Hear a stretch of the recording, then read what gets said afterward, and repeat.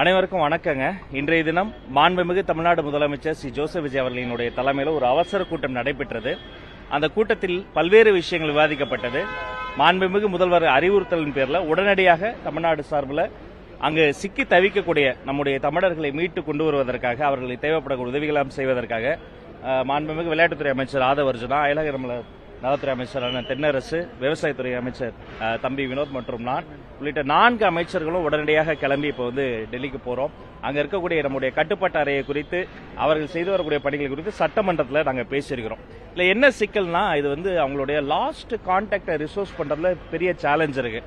முதல்ல ஒரு குரூப் அப்படின்னு நினைச்சோம், 57 பேர் நினைச்சோம். ஆனா இப்ப பார்க்கிற பொழுது இன்று காலையில் கிடைத்த தகவல்படி 1க்கும் மேற்பட்ட குழுவினர், அப்ப தமிழ்நாட்டில இருந்து போனவங்க மட்டுமே கிட்டத்தட்ட 103 பேர் சற்றப்ப இருப்பாங்கிறது தெரிய வருது. அப்ப அதுல கிட்டத்தட்ட 26 பேர் உடனடியாக அவர்கள் கான்டாக்ட் எஸ்டாப்ளிஷ் பண்ண முடிஞ்சது. இன்னும் சில பேர்லாம் கான்டாக்ட் எஸ்டாப்ளிஷ் பண்ண முடியல. பட் அவங்க அவர்களுடைய உயிருக்கு எந்த ஆபத்து இல்லைன்னு தெரிய வருது. இன்னும் சில பேர் அவங்கள ரீச் பண்ணவே முடியல. அப்ப அவங்களுடைய பிலோட் ஒன்ஸ், அவங்களுடைய ஃபேமிலி மெம்பர்ஸ்லாம் இங்க நிறைய பேர் நிறைய பரிதவிப்பில் இருக்காங்க. அப்ப இந்திய அரசோடு நம்முடைய தூதரக அதிகாரிகளினுடைய ஒத்துழைப்போடு அவர்களுக்கு தேவைப்படக்கூடிய முதல் உதவி, அவர்களுக்கு தேவைப்படக்கூடிய மருத்துவ உதவி மற்றும் அவர்களை உடனடியாக அங்கிருந்து எவ்வளவு வேகமா ரெஸ்கியூ பண்ண முடியுமோ அதையெல்லாம் ரெஸ்கியூ பண்ணி டெல்லி கொண்டு டெல்லியில இருந்து தமிழ்நாட்டுக்கு கொண்டு வருவதற்கான அந்த முன்னெடுப்புகளை எல்லாம் தீவிரப்படுத்துவதற்காக மாண்புமிகு தமிழ்நாடு முதலமைச்சர் அவர்களின் அறிவுறுத்தல் பேர்ல இப்ப நாங்க அவசரமாக உடனே கிளம்பி அங்க விரைகிறோம். பாதிக்கப்பட்ட குடும்பத்தோடைய இந்த துயர்மிகு நேரத்தில், துயரத்தில் நாங்களும் பங்கெடுக்கிறோம். விமானத்துக்கு ரொம்ப சொற்ப நேரம் தான் இருக்கு.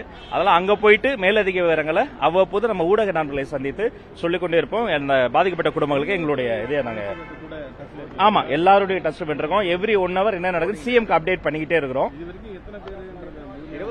அந்த நம்பர்ஸ் மாறிக்கிட்டே இருக்கு. இப்ப லேட்டஸ்டா இப்ப நான் பேசுறதுக்கு முன்னாடி இன்னொரு குரூப், அதாவது குரூப்பா போறவங்க இட்டினரி நம்ம பார்த்து ட்ரேஸ் பண்ண முடியும். சில பேர் அபிஷியலா குரூப்பா போகாம அவங்க தனியா சிறு குழுவா போனவங்களும் இருக்கிறாங்க.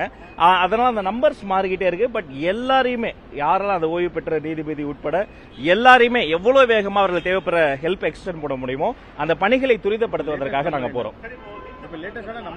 26 பேர் நம்ம அவங்கள இது பண்ணிருக்கோம்.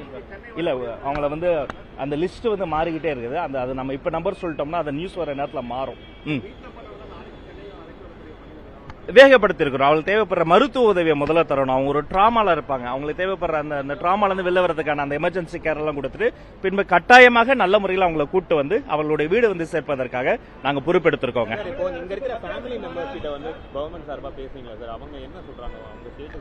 இல்ல அவங்களுடைய கஷ்டம் ரொம்ப பெரிய கஷ்டங்க. பாதிக்கப்பட்டவங்களுடைய கஷ்டம் அவர்களை ரீச் பண்றது, அவங்களுக்கு இருக்கக்கூடிய ரெஸ்கியூ பண்ணவங்களுடைய கஷ்டத்தை, இங்க இருக்கவங்களுடைய கஷ்டம் ரொம்ப அதிகம். என்ன ஏதுன்னு அந்த ஸ்பெகுலேஷன்ஸ்லாம் அவங்க பாத்துக்கிட்டே இருக்காங்க. ப்ராப்ளம் என்னன்னா, அது ஒரு பாலம் கிடையாது. கிட்டத்தட்ட 70க்கும் மேற்பட்ட பல வகையான பாலங்கள், 40க்கும் மேற்பட்ட பல வகையான இன்டர் கனெக்டிங் ரோட்ஸ் எல்லாமே அங்க ஒரு நொடியில காணாம போயிடுச்சு. அப்ப இது ஒரு பெரிய டாஸ்க். அப்ப ரோட் வழியான ரெஸ்கியூ, ஏர் வழியான அந்த ரெஸ்கியூ, 2 நாடுகள் சம்பந்தப்பட்டது. சோ இப்படிப்பட்ட ஒரு பெரிய டாஸ்க்ல எவ்வளவு வேகமா நாங்க செயல்படுறோம் அப்படிங்கறத அந்த ஃபேமிலிஸ்க்கு நேரத்தில் நாங்க சொல்லிக்கிறோம். முடிந்த அளவுக்கு வேகமாக அவங்களுடைய மெம்பர்ஸை கூட்டு வரதுக்கு முயற்சி பண்ணுவோம். எஸ், சற்றப்ப நான் காலையில மதிய நேர நிலவரப்படி 900க்கும் மேற்பட்ட கால்ஸ் வந்தது. அந்த 900க்கும் மேற்பட்ட கால்ஸுமே ப்ராப்பரா ரெஸ்பாண்ட் பண்ணிருக்காங்க. மேலும் இப்ப கால்ஸ் நிறைய வந்துகிட்டே இருக்கு. அது ஃபாரின்ல இருந்து, தமிழ்நாட்டுக்குள்ள இருந்து, இந்தியாலே மற்ற பிளேசஸ்ல இருந்து நிறைய கால்ஸ் வந்துகிட்டே இருக்கு. அதெல்லாம் நாங்க ரெஸ்பாண்ட் பண்ணிட்டு இருக்கோம். மேலதிக விவரங்களை பேசிட்டு நாங்க சொல்றோம். நன்றி, தேங்க்ஸ்.